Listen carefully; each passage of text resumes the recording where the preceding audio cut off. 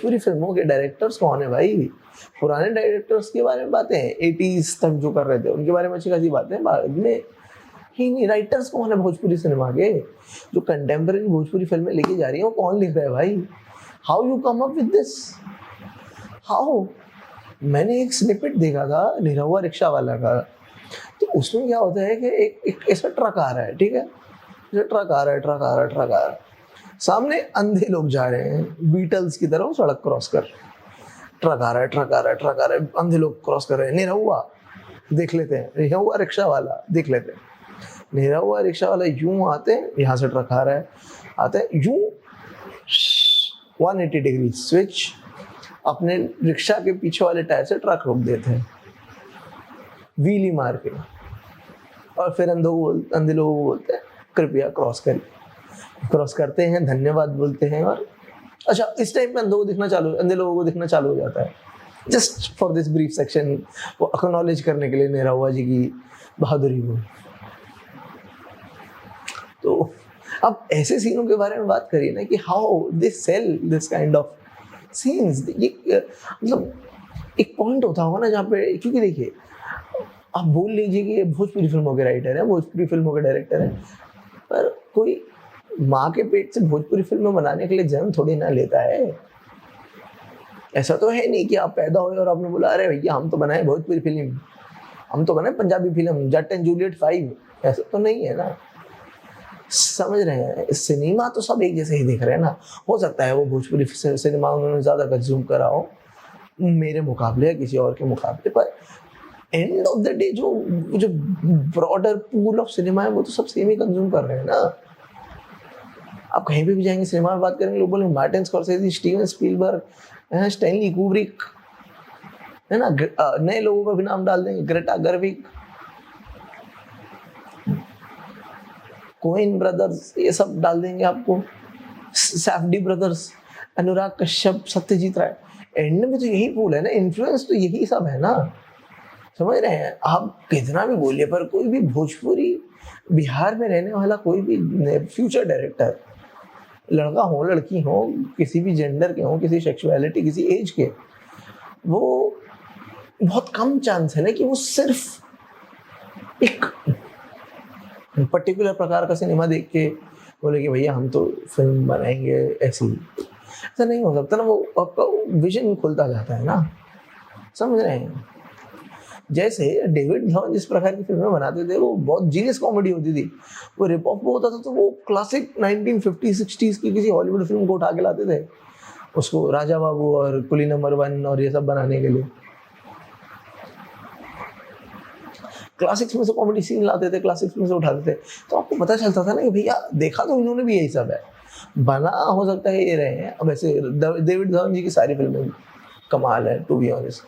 मैंने राजा बाबू से बढ़िया कॉमेडी फिल्म नहीं देखी, गोविंदा से बड़ा एक्टर नहीं देखा अपनी लाइफ में।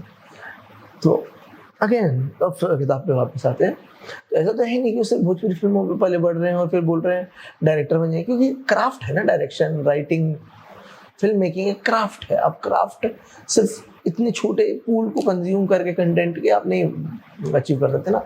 इट्स लाइक कि कोई इंसान मनोहर कहानियाँ लिख रहे हैं तो वो सिर्फ मनोहर कहानियाँ थोड़ी ना पढ़ते हैं, वो और भी चीज़ें पढ़ते हैं, फिर उससे जाके मनोहर कहानियाँ बन पाती हैं।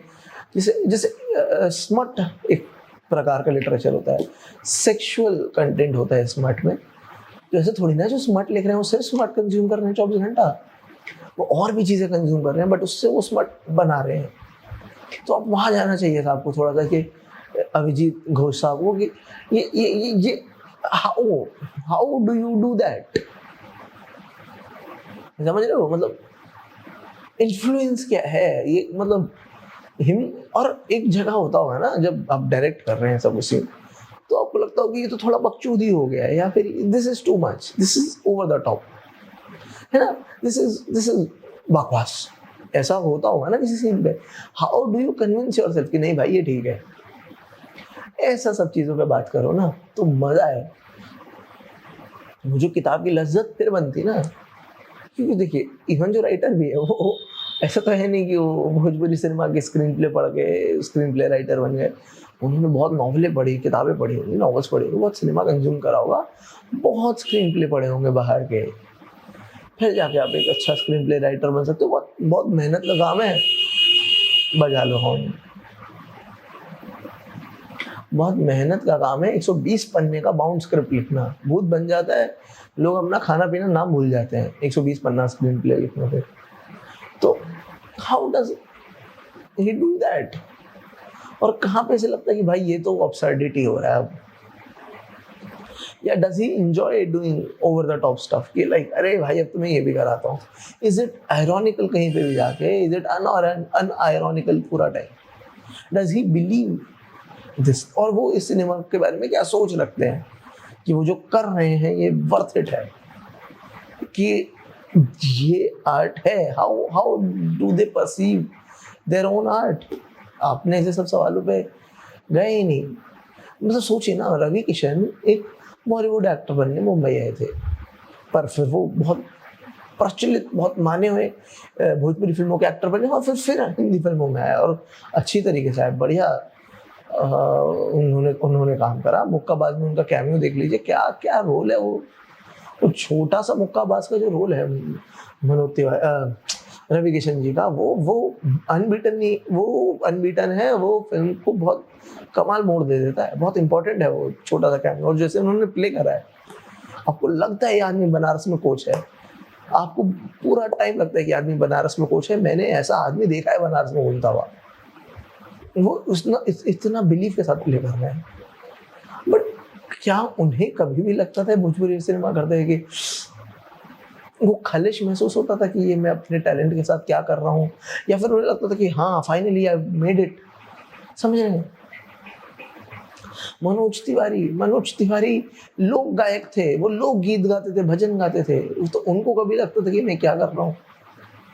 निरहुआ जी भजन गाते थे, लोक गीत गाते थे, उनको कैसा लगता था कि इस तरह की प्रकार की फिल्में करके, इस प्रकार के डिस्को गाना गा के?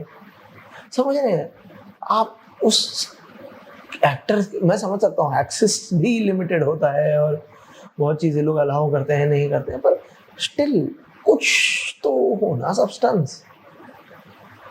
लाइक जो प्रोड्यूसर्स हैं उनका विजन क्या है, आप समझ रहे हैं? एक जगह है जहाँ आप इस बारे में बात करते हैं कि प्रोड्यूसर्स बहुत ज़्यादा पैसा कमाने के लिए, क्योंकि भोजपुरी सिनेमा में रिटर्न ऑन इन्वेस्टमेंट बहुत अच्छा है, तो हर कोई जिसके पास पैसा वो मोटा के प्रोड्यूसर बन रहा है।